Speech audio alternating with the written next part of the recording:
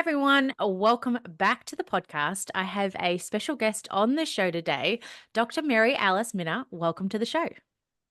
Thank you so much. I'm thrilled to be here and connecting with Australia. Yeah, well, I'm always talking to people, usually on the other side of the world, which is amazing. And today we're going to be talking about skincare and skin health. And I think this is a very hot topic. It's always a hot topic for women, but even now, more so with, the introduction of, you can get all these various different types of facials and fillers and Botox, and I think it's kind of, I'm in the nutrition field, but to me, it's almost a bit scary. When I go to a facial appointment, I never know which one I should have. Should I have LAD? And which one's going to be good for my skin? So I'd love to dive into all of that today. But before we do, can you please introduce yourself to our listeners?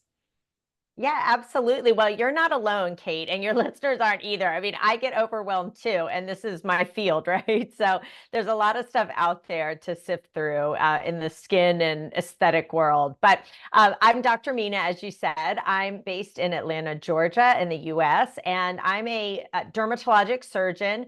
So what that means is I tend to do procedural dermatology. That's kind of the focus of my practice. But a couple of years ago, I realized as I turned 40 and my friends were turning 40s and midlife, a lot of people had questions on their skin health in general and sort of what was going on with their skin as they were approaching their 40s and midlife and beyond. And I just felt that there was a need to put really good skin education and information out there because it's not easy. I don't know what it's like in Australia, but it's not easy to find a dermatologist, to have a lengthy discussion with your dermatologist.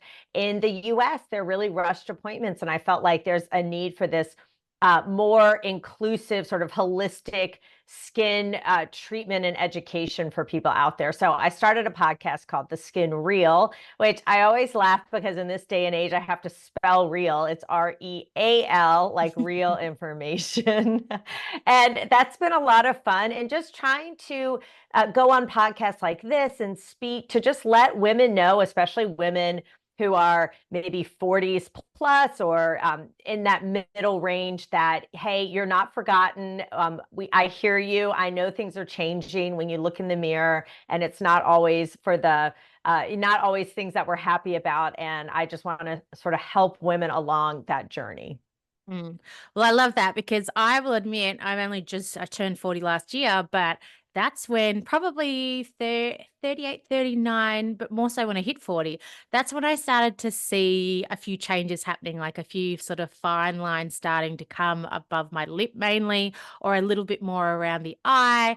And, always thinking I had a good skincare routine, but sort of feeling like it all started changing all at once. Yes, yeah, you're not alone. I joke that you can kind of fake it in your 20s and even into most of your 30s, but it's like 40, it's like you can't fake it anymore. That's when you start to see the changes. And the good news is there are things we can do and things that can help, and it's not all just Botox and fillers and stuff like that. So let's dive into that. What are some of the basics that women should be kind of dialing into their skincare routine, or maybe just their lifestyle habits that's going to affect their skin? Yeah, so I'm so glad you brought that up. And since with your background in nutrition, I'm sure you can relate to this, but we need to stop thinking about our skin as just for beauty and aesthetics. And we need to stop thinking about taking care of our skin as simply stuff we put on it. Our skin is complex. It's part of our whole organ system in our body. And it just like you can't just treat your heart or your brain or your kidneys in isolation. They all work together. And so you have to I say skincare is whole body care. You have to take care of your whole body to have beautiful skin because our skin reflects what's going on internally. I can look at someone's skin and tell they have lung problems or they have some cardiac issues or, if they have leg swelling, like there are clues that we can see in the skin to what's going on internally. So that's why taking care of your body from the inside out is so important. And of course, it's super tricky and hard. And everyone's like, oh, just give me a cream I can put on, please. But really, I would say first and foremost, like think about how you're taking care of your whole body. Because if you are eating like crap, you're eating processed food, a ton of sugar, drinking a lot, smoking, not taking care of your body, not exercising, not sleeping, it is going to show in your skin. And there's no amount of cosmetic stuff or topical creams that's going to fix that. So, yeah, like first and foremost, focus on your whole body care because that will, I promise you, show up in how your skin looks. Mm. I love that because, as you said, being in the nutrition field, our client will come in and they will be talking to me about maybe, they've got some gut issues, happening. And when we address those gut issues, they actually then come back and go, oh, my skin has cleared up so much more. And, Yes. they notice it in their skin, whereas that wasn't the original thing they were coming to see me about. Yeah, no, totally. We're totally understanding how internal inflammation and there's a gut, skin, brain connection, that these things are all linked together. And unfortunately, the way medicine and healthcare is nowadays, it's like you've got a specialist and a sub specialist, and everyone is so super hyper focused. But sometimes we have to remember, like, we got to take care of the whole thing, not just these tiny little individual problems. And so I think first and foremost, focusing on your overall nutrition, exercise, diet, all of that stuff, it's going to help every organ system, including your skin. And when it comes to sort of topical, when we're talking about the skin, we always hear that we should have a morning skin routine and an evening skin routine. And depending on who you talk to and where you go, sometimes they need to be like 8 different steps and all these different products. And you've got to have a cleanser and a toner and a moisturizer and a serum and a mask, etc. What are some of the, when it comes to our skincare routines, what are some of the things that that are really crucial that we should be including? Yeah, well, I bet the people promoting 8 to 10 step skincare routines are not dermatologists. I think we're pretty united as dermatologists that that is unnecessary. And I find typically the people promoting that are also selling the products that you need for these 8 to 10 step routines. So you do not need an 8 to 10 step routine. I mean, I'll tell you what mine is. It is very simple. And for people who are probably 40 plus or really even 30 plus, like this can be your routine too. Maybe your late 20s, but this isn't something you need when you're 18. But, the basics are a gentle cleanser, which are, you know what, I'll break it down in my morning routine because now that I'm in my 40s, I don't wash my face in the morning. I just splash water on it. My skin's getting drier and I don't need it. So I splash water on my face. You can also use a gentle cleanser if you like. And then I use the vitamin C serum. I like this if you are probably, 30s plus, or you have any what we call dyspigmentation. You've got some discoloration on your skin, but it's a great supplement to sunscreen and helps fight sun damage. So vitamin C serum, and then I just go straight to a sunscreen because my sunscreen is pretty hydrating and I don't find I need an extra moisturizer, but some people may want a moisturizer. So there's your morning routine. Vitamin C, vitamin C and sunscreen for me, but you may do a cleanser, vitamin C, moisturizer, sunscreen, right? So that's pretty basic. Then in the evening routine, you do need to wash your face, right? And unless you've got like a night schedule where you sleep during the day and you're up at night, right? Everyone really needs to wash away the dirt and the grime from the day and the oil. So use a gentle cleanser at night. And then I usually will use a moisturizer because I'm also religious with using a retinoid. And that is my routine. And I've been doing it for decades. So it can be that simple. Awesome, because that sounds very similar to what I'm doing, except I will Good. say with my vitamin C serum, when I put it on, it makes me go quite pink for 5 to 10 minutes. So is that a normal reaction, or does that mean that the vitamin C serum I'm using is a bit too strong for my skin, or What is your take on that? Yeah, well, as someone who also turns pink when I touch my face, I think it sounds like you have probably a little bit of maybe rosacea and you get a little bit of flushing. But I would say if it's too strong, you'll notice that your skin is dry, maybe cracked, irritated, painful, burning, stinging. Those would be all signs that maybe you want to back it down a little bit and maybe look for like an alternative. So um, but I think if you're simply just getting pink, I mean, my skin gets pink if I rub it or scratch it, just because I'm prone to more rosacea. Yeah. Okay. Well, that's also good to know, I think, Yeah. when you're putting on these things. And then I also wanted to ask about red light therapy, and if you've had any experience with, using red light therapy, or do you recommend it for people? Because I know the masks are quite popular Oh, now as yeah. well. Yeah, they're all the rage. And so I have never personally used it, but in dermatology, we have been using phototherapy and we've been using light to help with all sorts of conditions. And there's good data to show that red light therapy can have a lot of benefits, and blue light therapy too. So it can help with hair growth. It can help with collagen. It can help with increasing like cell turnover. So there is good data on that.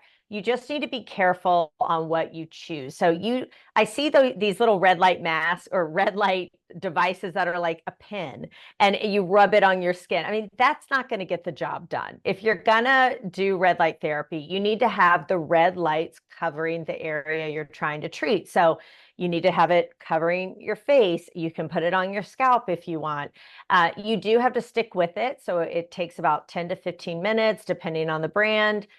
Every day. So it's a little bit of a commitment. I have not felt the need to use it just yet.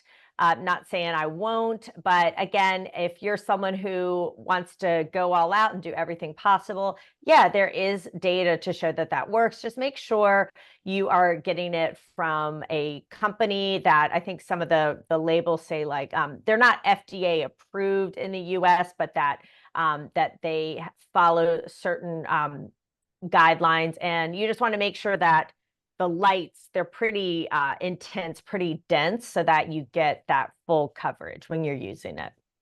Amazing. I think that's good to know because I've definitely seen it popping up a lot more, with people using them. And, I know that there's some research coming through of the benefits of red light therapy, but I didn't know exactly how much when it came to the skin.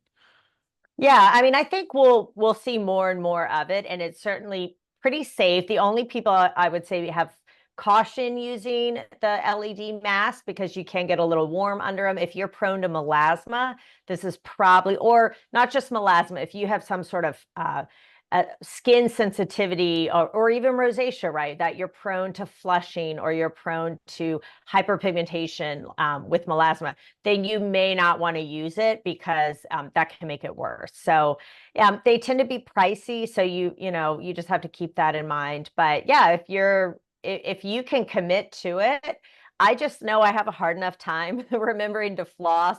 So it's not for me at this point.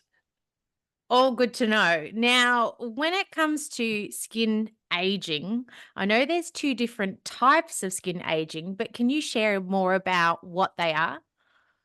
Yeah, so you're referring to probably the intrinsic and extrinsic aging. And so intrinsic aging, those are the things that we can't really help. Those are internal things. Those are our cells that just with age turn off. And we get these things like senescent cells, and our mitochondria are no longer as powerful and as strong.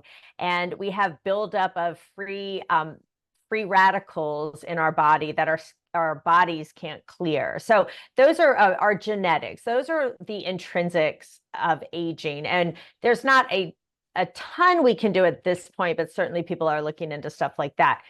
Extrinsic are the things that we can help, or a lot of times we can at least modify. Those are things like how we take care of our bodies. Are we smoking? Are we around a lot of pollutants in the environment or where we live? What are we ingesting and eating? And sun, that's a huge one, right? Especially where you live, right, in Australia, like sun damage is a huge external factor. So uh, focusing on really each of those can be helpful, but at least right now we have certainly more tools for preventing extrinsic aging than we do intrinsic. Well, definitely for us here in Australia, as you said, the sun is a big thing, and I know myself, and pretty much everybody I know, SPF is something that we put on every day, especially on our face. And if you're a woman, you've grown up knowing that that needs to be part of your skincare routine, just because the ozone here isn't as thick, and we have very high incidences of skin cancers as well. Yeah, I do think Australia, you guys are ahead of the curve with making sure there's shade at playgrounds for children. And I think there was like a slogan, right? Slip, slap, Slip, slop, pat or slap. something. Yeah. Yeah, slip, slop, slap, and to remind people of what to do. And we're not there yet in the US, unfortunately. And I treat and see skin cancers all day, every day. And it really irks me when I hear people say sunscreen causes skin cancer, because it's so not true. And it's so harmful, because we know that the sun causes skin cancer. So yeah, I do thank you all in Australia, just because of necessity, right? Like the sun is so intense there, are ahead of the curve on that. Yeah, well, I know also a lot of, I wanted to ask about with those extrinsic factors you were talking about, pollutants and, what we eat and those types of things. But when it comes to looking at what products we put on our skin, how careful do we need to be about looking at the ingredient list? Is there things we should be definitely avoiding? Because nowadays there's lots of different organic, skincare ranges, and they advertise that they're phthalate free and paraben free. Is this something we need to lean in more to when we're selecting products for our skin? Yeah. So unfortunately, there's a lot of hype out there. There's a lot of fear mongering, and when the skincare companies hear this, they know, there's been no studies showing that parabens cause cancer or are endocrine disruptors. But because of a study that came out, people are very fearful of them, even though we've used them in products for well over 100 years. And they actually are very safe preservatives, or I should say they don't cause allergic reactions in products like some of the newer ones to replace it. But unfortunately, there's been so much bad press around them that no skincare company is going to put them in their products, right? Because no one's going to buy it. But it's just an example of just misinformation, the data being skewed, and unfortunately now everyone is super fearful of them. So of course they've been like eliminated for most products, but there's no actual studies showing that they cause harm. So I think that's way overhyped. It's just fear mongering. But I would say, if you're worried about what you put on your skin, simply use less products. Like if you're into clean beauty, which again is just a marketing term, it really doesn't mean anything. It means something different to every single person. There's no scientific definition. But if you're into clean beauty, which I take it as like you want to be environmentally conscious and you want to make sure it's responsibly sourced, like to me, just use fewer things. Use products that are not in plastic, or make sure you recycle, or they don't use a lot of packaging waste when they send it to you. But are there any like products that I'm like, ooh, stay away from because it could kill you? No. I would say what's more likely to happen is, or what I avoid, are fragrances in general. There's this huge like push for everything to smell like a flower, and botanicals and mango and all of this. And then there's also a huge push for natural, which, yes, that sounds appealing, right? Like natural products. It sounds amazing. But unfortunately, a lot of these natural products are allergens, and they can cause a lot of allergic reactions. So that's just something people need to keep in mind. Just because it says natural, it does not mean it's better, it's more efficacious, it's safer. If anything, we're seeing a huge rise in allergens from these natural products, from all the botanical extracts that are being put in stuff that's just not meant to be on our skin like we're using. Mm.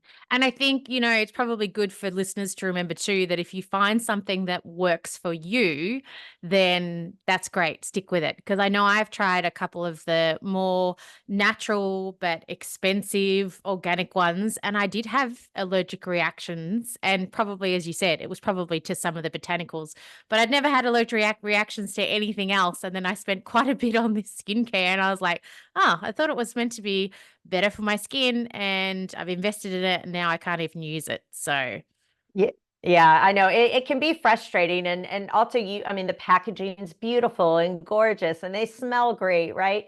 But it's not really necessarily the best thing to put on your skin.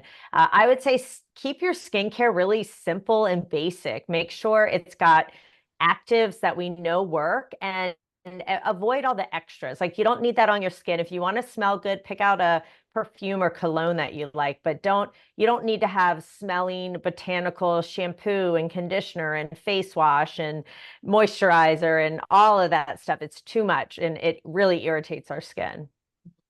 and when it comes to fine lines and wrinkles that, everyone that's listening to this podcast is wanting to know, how can we reduce them? What are some of the best ways, potentially lifestyle wise, but then maybe also let's dive into, Botox and fillers and those types of things as well.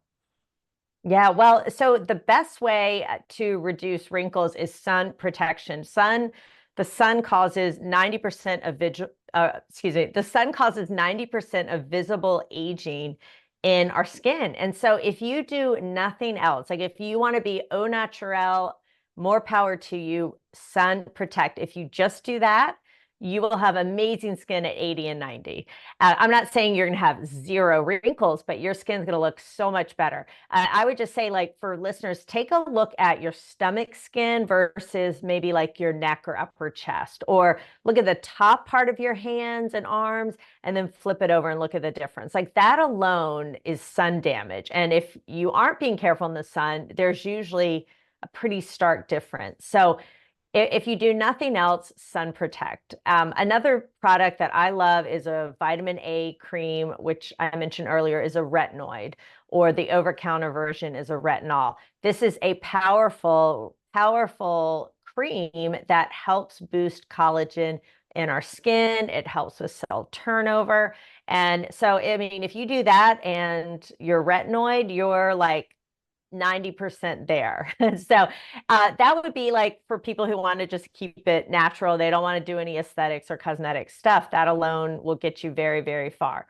But certainly Botox, and I say Botox, but really I should say botulinum toxin, because there are a number of brands, including Botox, out there, Xeomin, Dysport. I don't know if they would have different names for you all. Do those sound familiar? No, we just usually say Botox. Botox, yeah, exactly. They have the brand recognition, but Botox, and I joke that Botox is natural. It's from bacteria that's naturally found in the soil, and people have harnessed the toxin that the bacteria produces, and when used, just injected directly into muscle, it paralyzes the muscle so the muscle can't move. So it works on what we call dynamic wrinkles. So those like scowl lines you get between your eyebrows when you're angry, those lines, when you inject in Botox, with Botox, you can't do that. Or it can limit how much you can raise your eyebrows or like crinkle around your eyes. So it doesn't change your face when you're not moving, but it softens those lines that tend to be like the dynamic wrinkles, the scowling, stuff like that. So it works great. I think it's a great product or a great cosmetic treatment to kind of dip your toe in if you are new to the whole world of aesthetics, because it doesn't last forever. You can get about 3 to 4 months out of it. It slowly comes on and it slowly wears off. And I do find the more you do it, you kind of train your body not to make those expressions. And so you can usually get away with doing fewer units or less often. But that's really like the best option cosmetic wise for preventing those lines. And I think a lot of people are afraid of it because, first of all, they hear the word toxin. But again, like if you're into natural, like this is harnessing nature to use as a medicine. So I joke about that, but I mean, yes, having wrinkles is natural too. But I forget where I was going with that. But yeah, it's safe and it really can soften those lines, especially I know what I was going to say. I think a lot of people are afraid they're going to look weird when they get Botox, but I think what they're thinking of is more filler, where people look really like stiff and frozen. And when done well, with low units, you can still emote, you can still have facial expressions. It just softens them up. So yeah, don't be fearful of it if you're interested, but I would just recommend seeing someone who is well trained, and always start low because you can always add more. And I have a question about Botox. I haven't had it before, and I've heard this, which could be completely wrong. But I have heard from some people, friends, that they have had to have it more often. So the first time they had it and it lasted like 6 months, and then the next time they had it and it was like 4 to 5 months, and they felt like they had to have it more frequently.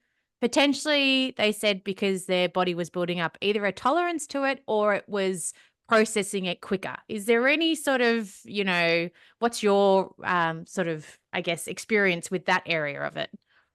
Yeah, so I mean, so first of all, the product really only lasts, the company will say 3 to 4 months. So 6 months is like amazing, 5 months, amazing, 4 months, amazing. But yeah, there rarely can people develop antibodies to it, but it is really, really rare. I think what's more likely happening, just if they're going to different people, it might be diluted differently at different places. I would be careful at, some places may say they're giving you a certain amount and they're not. So again, Botox, like everyone's giving Botox, right? Like you can find anyone and everyone, at least in the US, doing Botox. So you just need to, I would just say, be careful who you're getting it from. Are you getting the real thing? Are you sure that you're getting the units that you're paying for and that they're diluting it properly and saying, they're giving you X amount? But I think it's uncommon to really see that wide variation. I mean, I've been doing it for 10 years and it's I pretty much know what I'm going to get every time. There might be some months where I'm like, oh, that seemed to wear off a little bit faster. I think what's more likely is, like, I know around my eyes, it'll wear off a little faster than in between my eyebrows because I have a scar here. So I don't have a very strong muscle anyway. So the areas that are more dynamic tend to wear off faster. Interesting. And when it comes to knowing whether or not you should choose Botox or fillers, what are the differences in how they work and where you might want to have them done? Yeah, so like I said earlier, Botox works on muscles of movement. So those expressions that you don't like, the pulling down of your mouth, the creping of the skin around your eyes, the scowling is a common one. That's Botox. Filler fills or plumps. And so as we age, another common thing that happens is that we lose collagen. We have bone resorption, and a lot of times we start to get flat, sort of in this mid face area. And especially if you're skinny and you work out a lot, you may notice it even faster, or like around your temples. And so filler works by filling that back up. Think of like a balloon that's starting to deflate. You put some filler in, which filler can be made of a lot of different things. The most common, at least here in the US, is hyaluronic acid, which is a substance that's found in our body naturally.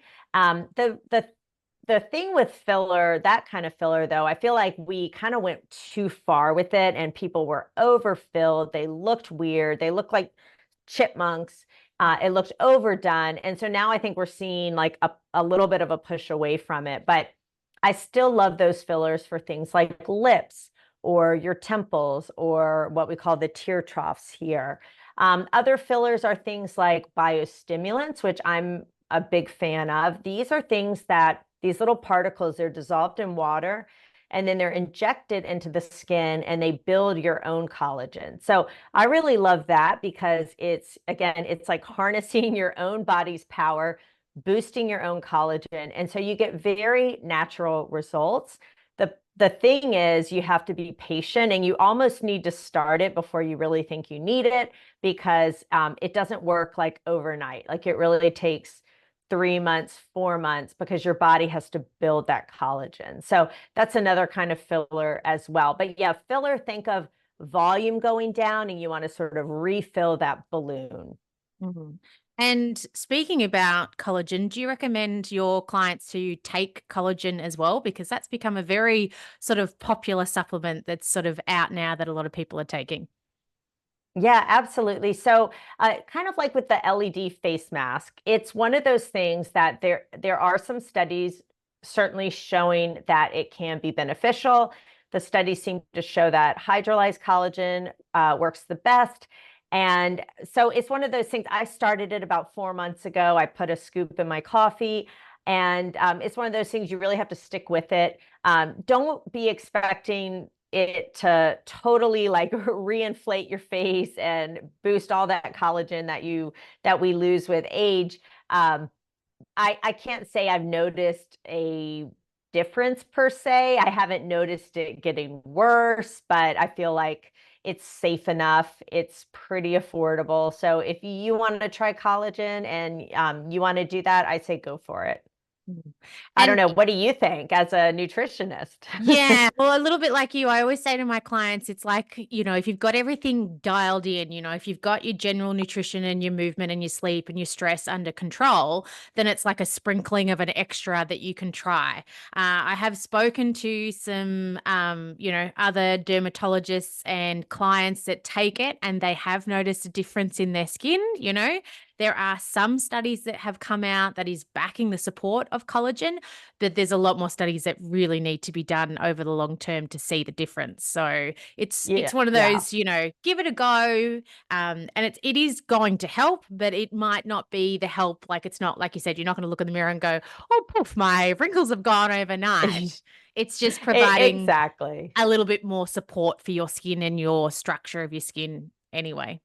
Um, Yeah, and I like how you said make sure you have everything else sort of dialed in, right? Like supplements are supplemental. So you got to do all the other stuff first, and then you can layer. And that's how I think of cosmetics too. That, get all the other, your foundational stuff, your skincare, your health all dialed in, and then we can go and do some fun little extras here and there for that last 10%. Mm. And in your sort of day-to-day practice, what are the sort of majority of the, surgeries and stuff that you're generally performing? Yeah, well, so I mostly, well, in the mornings, my mornings are filled with treating skin cancers. And we do a technique in the US called Mohs surgery. So unfortunately, that fills my whole morning most days of the week because they're super, super common. A lot of basal cells, squamous cell carcinomas, melanomas. So those are kind of and then some more unusual, less common skin cancers as well. But typically, I'm treating those in the morning. And then afternoons, I'm doing more cyst and lipoma excisions or scar revisions and then cosmetic treatments and procedures, things like filler, Botox, but also doing more surgical procedures like upper eyelid surgeries, lip lifts, things like that. Mm. How common are those types of surgeries? Do you do them quite regularly with the upper eyelid lifts and stuff like that? Yeah, so the upper eyelids, absolutely. This is something that people, no matter your gender, no matter your age, when your upper eyelid skin starts to hang over your eye, it's like it's no longer cosmetic, right? It's blurring your vision. It's making your whole eyes heavy and tired. People say they feel like by the end of the day, they've got to hold their eyebrows up. So this is something that I find, men will get done, women will get done, and really all ages. And it's something that is relatively simple. You don't have to be put to sleep, and it makes a huge, huge difference. And it's pretty much instantaneous. There are not a lot of things we do in surgery or in skincare that's immediate, but that skin, that folded skin, it's gone. If you have fat pooching out, it's gone immediately. So it's really gratifying, and something that I feel for people who realize they've been walking around and they just didn't know something could be done about it. And it can really just make a huge difference for people. So I feel like it's beyond just cosmetic. It really it helps people cosmetic and beyond. So that's a big one. And then I do find that I think we'll be seeing more lip lifts along the way, because as we get older, the distance between our upper lip and our nose lengthens. And so what I find is, in the past, people would come in and they would say, "Oh, I don't, my upper lip is not so pronounced anymore. I want my lips back," and they want filler. But what happens is we're adding a lot of filler, and they've got this long upper, what we call cutaneous lip, and it looks really unnatural. And really what needs to be done is not filler. It just needs to have that little bit of skin pulled up that's naturally fallen. And so I think we're realizing that filler's not the way to go for those patients, that if they really want their lip back in position, a little surgery that's hidden right under the nose, taking just, a few millimeters of skin out, can make a huge difference. Recovery wise, when you are, say you do have that type of surgery, is it like most surgeries where it is like a sort of a generally 6-week recovery time, or because it's your face and you have to eat and speak, it takes a little bit longer? Well, the what I'll tell my patients, because when I'm doing skin cancer surgery, I'll tell them the first week, puffy, swollen, tender. You got to keep it covered or keep ointment on it. But really, after that first 7 to 10 days, a lot of the pain's gone, a huge amount of the swelling's gone. They could put makeup over the area. They feel like they can be out and about, but the scar is going to heal for a whole year. So even at 6 months, so my patients typically come back or I'm sorry, at 6 weeks. They come back at 6 weeks for a check. And a lot of times they've gotten they've gotten through the worst of it. And now they can see, oh, okay, I see where this is going. They're not bothered by it. They don't get asked about it by people. And it just gets better and better. But usually I tell them sort of the full healing that they will notice tends to be between 3 and 6 months. But the face has an amazing blood supply. In general, it heals really, really nicely. So the recovery, I think, is not as onerous as you might think. That's always good to know. And finally, I wanted to ask about facial massage or facial yoga, because I think that's kind of had a bit of a, resurgence on social media and stuff too, about using different techniques to massage your face to help with releasing some of the tight muscles as well. Yeah, so this one I do not get because the reason you get wrinkles is from moving your face and that repetitive movement and motion. So I'm not sure how moving your face is going to decrease the wrinkles. It's like anything you do habitually, like you work out your biceps, right? The muscles are going to get bigger. So if you're constantly moving your face and making these expressions, you're going to develop wrinkles from that. So I feel like it's counterintuitive. I'm not really sure. I don't get how doing that is going to improve wrinkles. If anything, I think it's going to worsen it. That's why we do Botox, to soften the muscles so they're not working over time. I would say the only, muscle where you're saying muscles that are tight, sometimes people get really tight in their jaw here. And so we can, again, do Botox to soften that. That's not a muscle you want to do facial yoga or exercises on, because that's just going to build it up. So to me, that doesn't make sense. I think you're better off spending your time doing other things. Go sit with an LED mask on rather than facial yoga.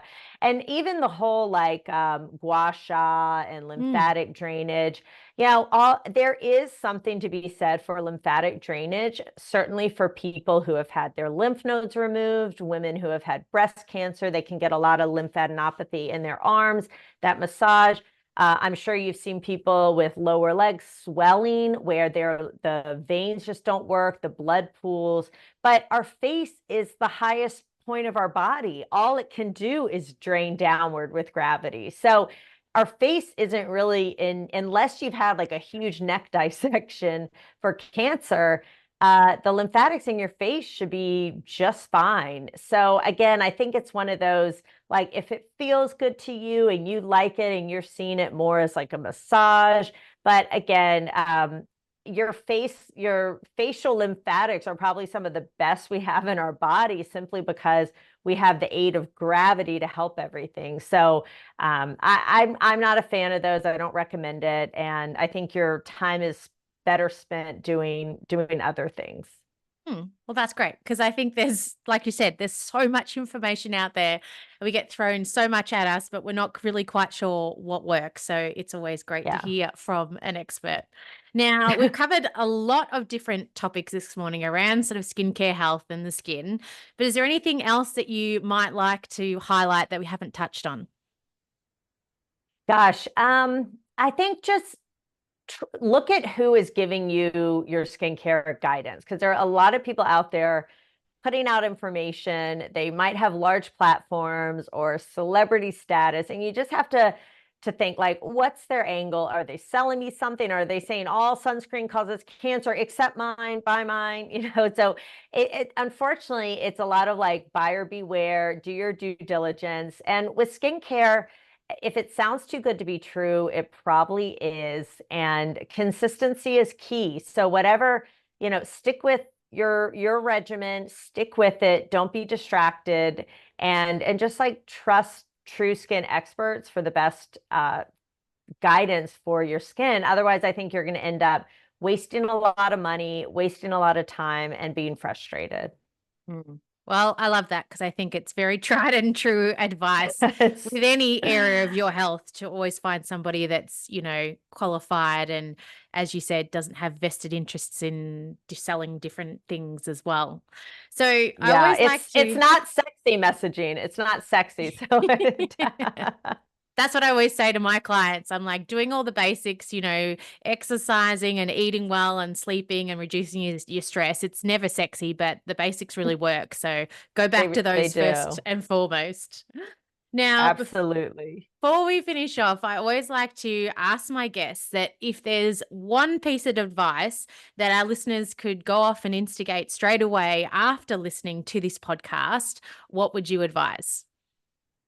Oh, I would say go open up wherever you keep your skincare products. And if you're using more than what we talked about, gift them, give them away, donate them, recycle them. Like just simple, look at your skincare routine and really simplify it. If it's more than a handful of steps, you're doing too much and it's probably backfiring. You don't need to be doing all those things.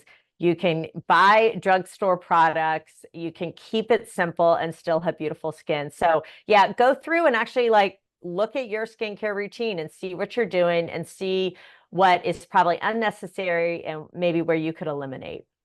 Amazing. And I have to ask on that, a lot of beauty products have, once you've opened them, they've only got a life of, say, 3 months or whatever. Should we be paying hard and fast attention to those rules and chucking things out after certain periods of time as well? Well, I don't know if I check after 3 months, but I do know I get a lot of products that people send me. And I did look through my cabinet the other day and I was like, oh boy, I didn't realize it had been 3 years since I had this. So I would usually around like the springtime is when I do it, or spring for us, or is when I kind of go through my cabinet and look through the stuff and realize like, okay, I'm not using this, or it's expired, or if it's going to expire, who can, where can I recycle this, or can I gift this to someone before it expires? So you should be cognizant of that. And I'll also say, just be careful with products in the heat. These products really are not intended to be kept in your car in the summer when it's really, really hot. So you just want to make sure you're keeping the products in your bathroom in a cool place, not where somewhere really, really hot. And yeah, I mean, a lot of times people are like, they have an expiration date. So yeah, they do. So just kind of glance at them.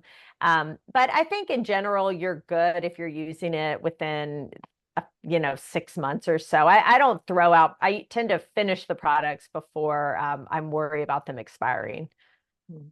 Oh, you know Awesome. what, though? I will say, Kate, that I guess the caveat to that is vitamin C. So vitamin C serum is a little finicky and particular. So if if when you first start using it, look at the color, and it can oxidize, and so that means if it's exposed to a lot of oxygen. So you may notice like it's sort of this light brown in the beginning, and then a couple months later, it's like a dark rusty color. Then you do want to check it.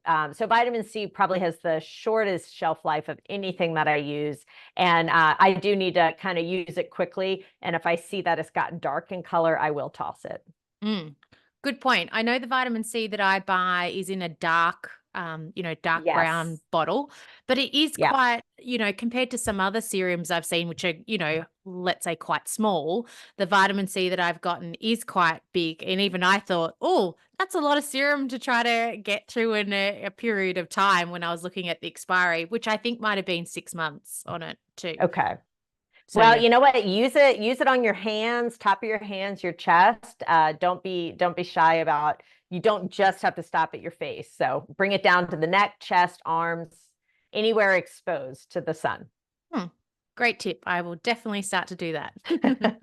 Awesome. Now, where can listeners reach out and connect with you? I know you mentioned your podcast, which we'll definitely link up in the show notes as well. But, website, socials. Yeah, absolutely. And if you're listening and you're like, okay, tell me more about how to create healthy skin habits, I have a free gift for you. If you go to theskinreel.com/habits, you'll see how I break down what you really need and what your goals are, and then how that comes together to make your skincare habits for you.